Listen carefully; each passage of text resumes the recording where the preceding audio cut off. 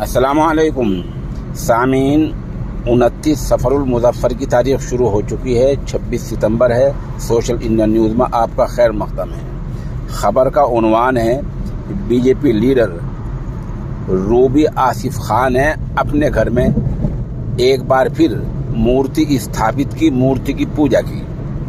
ये वही BJP leader हैं जो इससे पहले गणेश चतुर्थी की पूजा कर चुकी हैं और उनकी मूर्ति अपने घर पर ला चुकी हैं। अब रूबी आसिफ खान अपने घर पर नवरात्रि के मौके पर एक दूसरी मूर्ति माँ दुर्गा की प्रतिभा, माँ दुर्गा का मुजस्समा लाई हैं, उनकी पूजा की है और उन्होंने ये भी ऐलान किया कि 9 दिन तक वो व्रत भी रखेंगे। खबर थोड़ी और तफसील से सुनिए। गणेश पूजा करके चर्चा में आई बीजेपी लीडर रूबी खान ने अब 9 दिनों के लिए घर में माँ दुर्गा का मुजस्समा रख लिया है।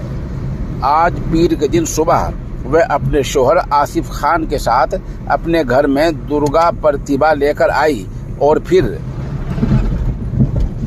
अच्छी नियत के साथ स्थापना की, उसकी पूजा की और ये ऐलान किया कि वो 9 दिन तक पूरे व्रत रखेंगी और जैसे राम जन्म में रखते हैं। इसके साथ ही उन्होंने फतवा जारी करने वाले मौलाना को भी 2 टूक जवाब दिया। सवाल यह है कि रूबी आसिफ खान के बारे में किसी ने कोई फतवा नहीं दिया, ना पहले दिया था, ना कोई अब दे रहा है, ना आगे देगा। वजह उसकी यह है कि बीजेपी जुब्बापोश लोगों को ले आती है, जो सर पर उनके टोपी होती है, अमामा होता है, जुब्बापोश होते हैं, वो आकर कोई बयान टीवी पर दे देते हैं और बीजेपी उसी को फतवे का नाम दे देती है।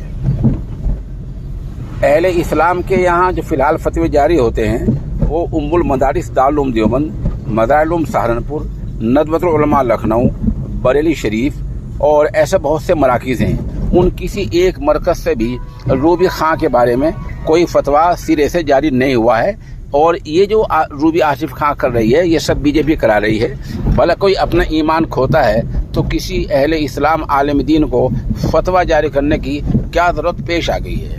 रूबी खान को खुद पता है कि वो क्या गलत कर रही हैं, क्या सही कर रही हैं और इस्लाम मज़हब में मूर्ति की पूजा की कहाँ तक इजाज़त है। ऐसी ओछी हरकतें करके वो खुद को सुर्खियों में लाती रहती हैं। इसके अलावा और कोई हरबा उनके पास नहीं रह गया है।